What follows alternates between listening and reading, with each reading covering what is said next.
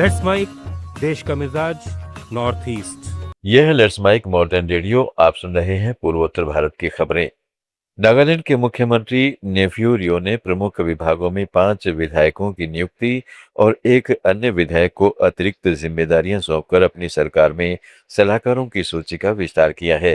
राज्य सरकार द्वारा जारी अधिसूचना के अनुसार विधायक कुछो लुझो नियनु को विज्ञान और प्रौद्योगिकी विभाग में सलाहकार नियुक्त किया गया है, जबकि विधायक उथाई लोगोनकर सलाहकार के रूप में कार्य करेंगे।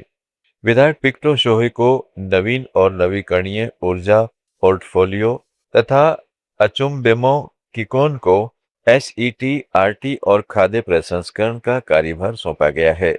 विधायक दाओचिर आई इमचेन सूचना और जनसंपर्क के साथ साथ मृदा और जल संरक्षण विभाग के सलाहकार नियुक्त किए गए हैं। सरकार ने विधायक न्यूसीथो न्यूथेन की जिम्मेदारियों में संशोधन किया है। वे राज्य आपदा प्रबंधन प्राधिकरण के सलाहकार के रूप में अपना कार्य जारी रखेंगे। उन्हें अंतर्देशीय जलमार्गों विभाग का अतिरिक्त प्रभार भी दिया गया है।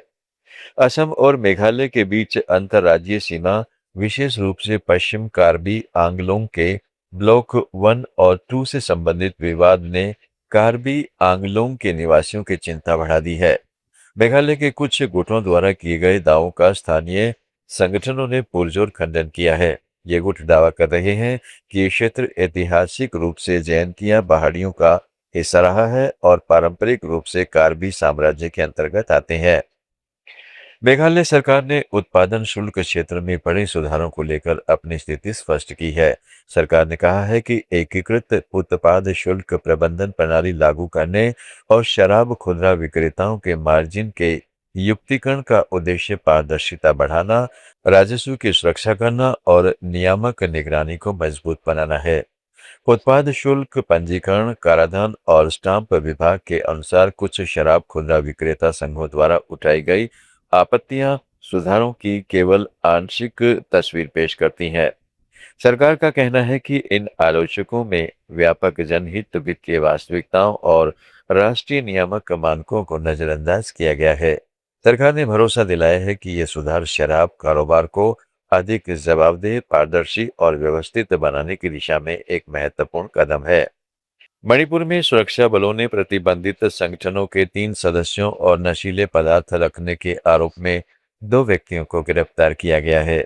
इम्फाल पूर्वी जिले में अलग अलग स्थानों से प्रतिबंधित क्रांतिकारी जनमोर्चा जनमुक्ति सेना के 2 सदस्यों को पकड़ा गया है। एक अन्य ऑपरेशन में पुलिस ने प्रतिबंधित कांगलेई यवोल कन्नालुप के एक कैडर को गिरफ्तार किया।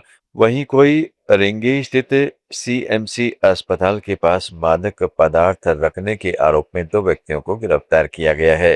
अरुणाचल प्रदेश छात्र संघ ने असम स्थित तकम मिसिंग पोरिन केबांग के उस रुख को पूरी तरह से खारिज कर दिया है, जिसमें अरुणाचल प्रदेश के मिसिंग समुदाय के सदस्यों पर इनर लाइन परमिट प्रणाली लागू करने का विरोध किया गया है।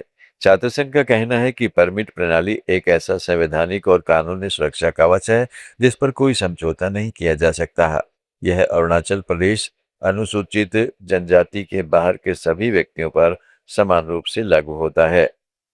नागालैंड में जनगणना कार्य में 6,000 से अधिक सरकारी अधिकारी शामिल होंगे, जो 2 चरणों में संपन्न की जाएगी। घर घर जनगणना अभियान के पहले चरण में नागरिकों को 16 जून से 30 जून तक ऑनलाइन स्वगणना सुविधा के माध्यम से अपने घरों की गणना करने का अवसर मिलेगा। इसके बाद स्वगणना किए गए आंकड़ों का सत्यापन और घरों की गणना की जाएगी।